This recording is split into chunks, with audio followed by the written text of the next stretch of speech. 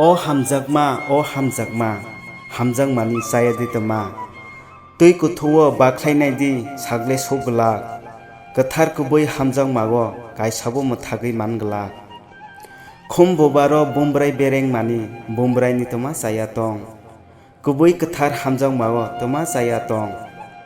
tuini bekereng krei toktini bekereng krei hamjakmabo akal krei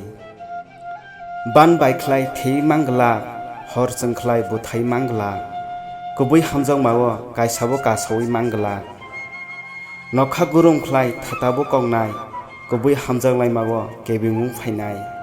hamjakmale khumbar mutung disase hamjaklai khlai naithok sitra kuphur kusung nayase kokhri butungnai kokhabo tungnai kotui tungnai bono jeng saise manainai khas srangdi munui laidi kathar hamjakmano kubui khlaidi chawo kumung chaya kuthung hamjakmaya khlai kaisano tathung